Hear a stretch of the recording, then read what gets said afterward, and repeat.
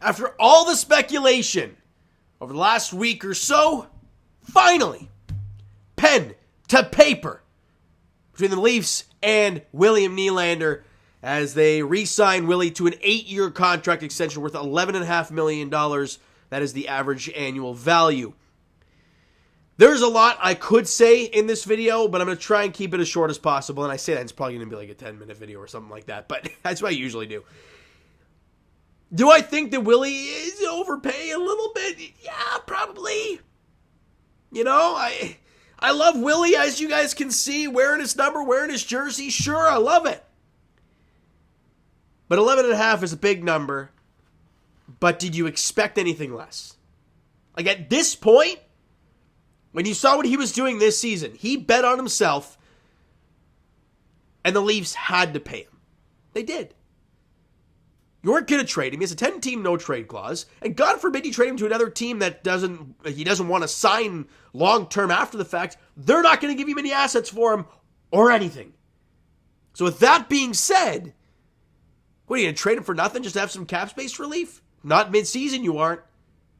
So he bet on himself, and it's worked out for him, unfortunately for the Leafs organization and the cap space.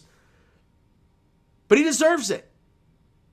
11.5, he's right in the realm of Pastrnak and Artemi Panarin. And it's funny how both of those guys are within 1 point of Willy Nylander in points this year. I think they have 55 and Willy has 54. So, very similar contracts for very similar players, albeit, very different team structures. Pasternak's 11.25 or whatever hell he's got going on there. That's the biggest on his team.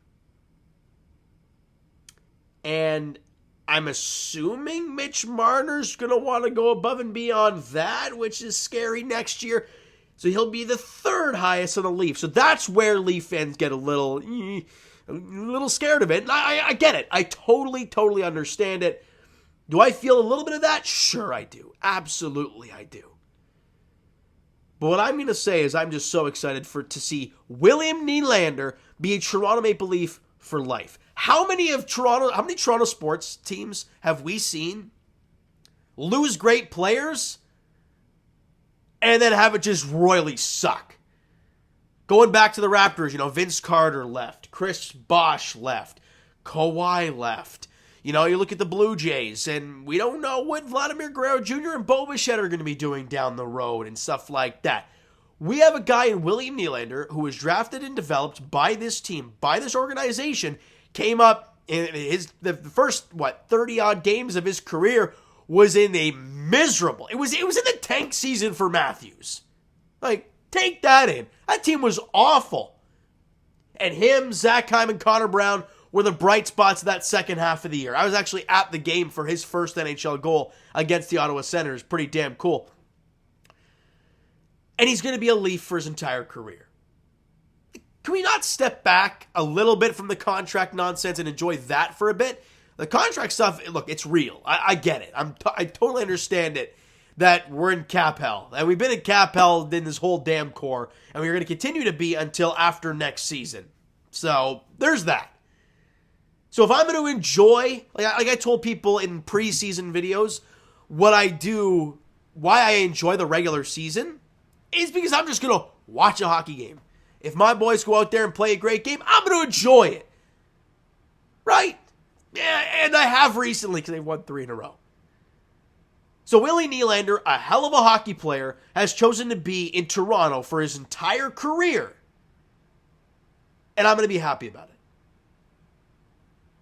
The details scare me, for sure. But that general thought, I love it. Having Willy here, having Matthews here, don't know what the future holds for Marner, but I presume he'll be around here his entire career as well.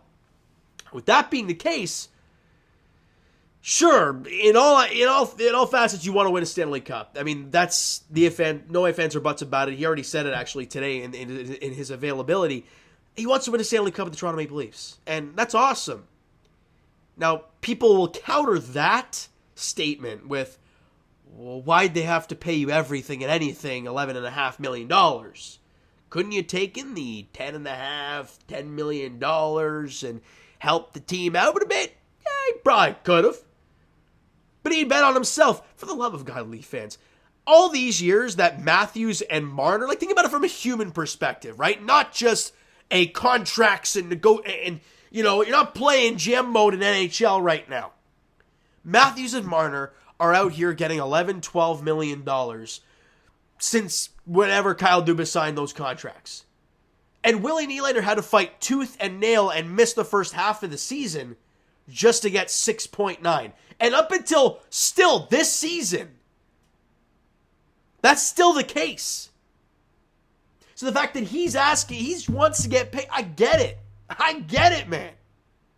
Just sucks it's at the expense of the Leafs team and all that stuff. But for Willy Nylander, I get it and I appreciate it. And for me being a Leaf fan my entire life, watching those garbage teams from like, 06, 07, in that range somewhere, to the year that Willy Nylander came up in that last half a year when it was kind of exciting to watch those guys play, those three guys play, up until that, it's been miserable hockey. Sure, they made the playoffs and got wiped in the Bruins in Game 7, and that was fun, wasn't it? Other than that 1 year, and it was the most heartbreaking loss I have ever felt, it has been miserable Leafs hockey. There are people throwing jerseys on the ice.